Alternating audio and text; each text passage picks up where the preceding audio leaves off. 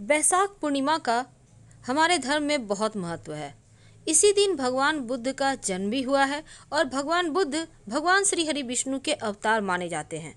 इस दिन पवित्र नदी सरोवर में नहाने का विधान है। वैसे इस दिन लग रहा है चंद्र ग्रहण, जो एक उपछाया चंद्र ग्रहण है।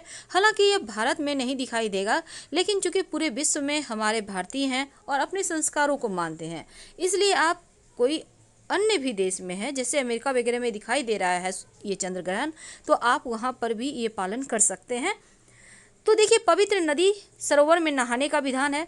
ऐसे में आप पवित्र नदी सरोवर में नहा तो नहीं सकेंगे, क्योंकि कोरोना का भी वक्त है और मुश्किल है। तो ऐसे में आप एक छोटा सा काम करें, अपने घर में नहाने के पानी में थोड़ा सा गंगा जल डालकर नहाएं। अगर गंगा जल ना हो तो तुलसी के पत्ते डालकर नहाएं, वो भी नहीं है तो कुछ घास डालकर नहाएं।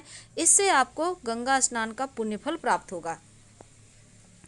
तो देखिए, वैसे तो बैसाख माह की पूर्णिमा इस बार बहुत खास संयोग में आई है, क्योंकि इस दिन लग रहा है चंद्र ग्रहण और भगवान श्री हरि की कृपा पाने के लिए, माँ लक्ष्मी की कृपा पाने के लिए इस दिन विशेष तरह के दान पुण्य किए जाते हैं और भगवान श्री हरि और चंद्रदेव की पूजा करने से जीवन के सारे कष्ट मिटते हैं। चूँकि 26 मई 2021 को शाम 4:43 तक ही पूर्णिमा तिथि है, तो स्नान दान की पूर्णिमा 26 मई को है। अब देखिए, भगवान जब आप पूजा पाठ करने के लिए रेडी सेडी हो जाएं, यानी स्नान वगैरह कर लें, तब भगवान श्री हरि के सामने एक दिया जलाइए।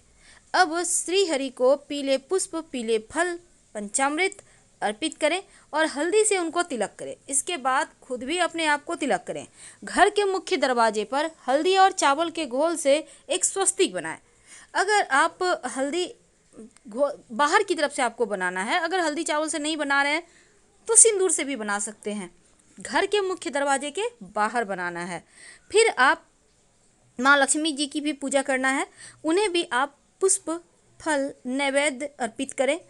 अब जब आप श्री हरि को भोग लगाइएगा तो तुलसी का पत्ता जरूर डालिएगा, क्योंकि बिना तुलसी का वो भोग स्वीकार नहीं करते।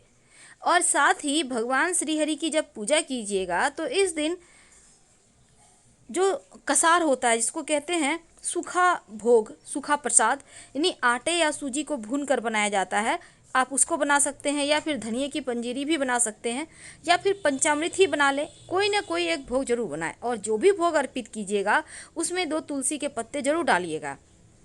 अब जब चंद्रोदय हो जाए उसके बाद आप उनकी अर्घ्य दें, उनको पूजा करें और भगवान श्री हरि को जो आपने प्रसाद अर्पित किया है उसको बाद में प्रसाद के रूप में खाना है।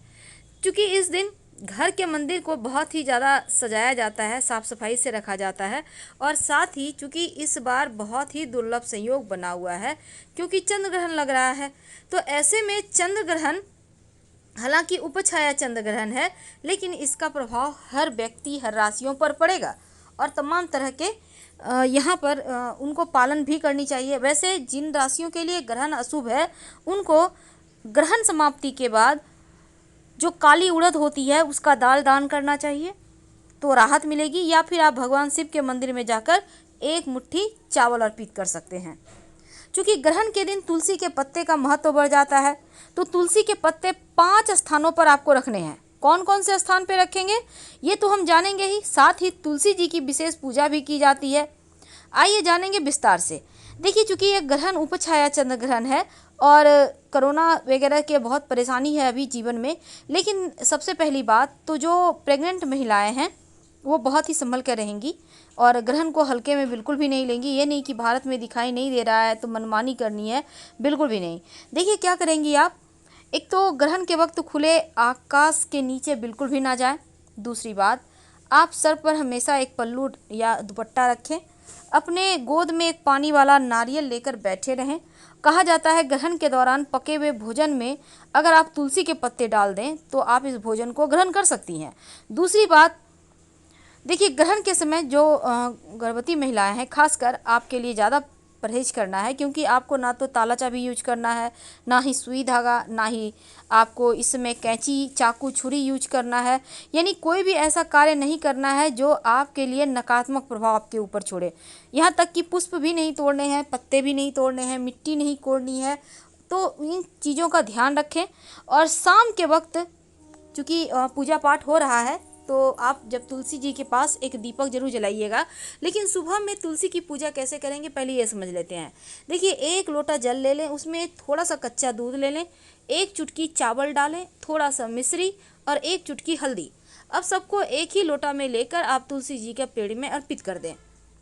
आपके जीवन के हर कष्ट दूर होंगे, तमाम जो आपकी मन्नत है वो पूरी होगी। तो ग्रहण के समय कुछ खास कार्य नहीं करना चाहिए। वो ये है कि तेल नहीं लगाना चाहिए, खाना पीना भी नहीं खाना चाहिए, सोना भी नहीं चाहिए, बालों में कंघी नहीं करना चाहिए, कपड़े भी नहीं धुलना चाहिए।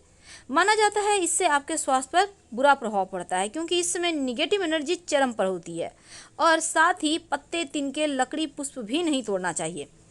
कोई भी शुभ कार्य इस समय ना करें तो बढ़िया है।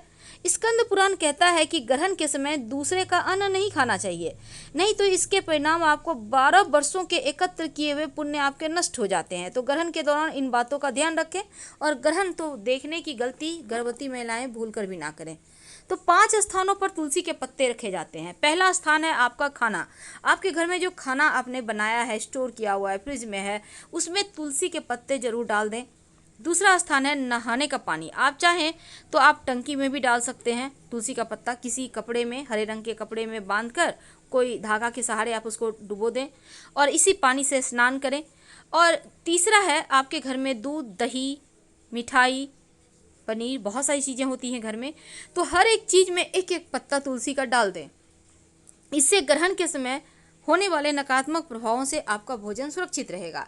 इसके साथ ही आपको तुलसी का पत्ता नहाने के पानी में, पीने का पानी में, खाना में, मिठाई में और साथ ही साथ पीने के पानी में आप जैसे आपके घर में स्टोर किया हुआ बोतल वगैरह में पानी है ना, एक एक पत्ता अच्छे से धोकर डाल दें, कोई दिक्कत नहीं, इसको पी सकते हैं आप।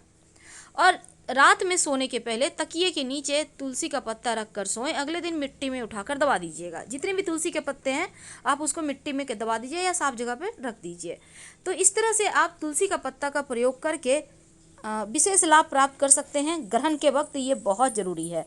अब आते हैं हम थोड़ा और आगे, क्योंकि इस बार का ग्रहण उपछाया चंद्र ग्रहण है और इसका प्रभाव व्यक्ति विशेष राशियों पर पड़ेगा ही पड़ेगा।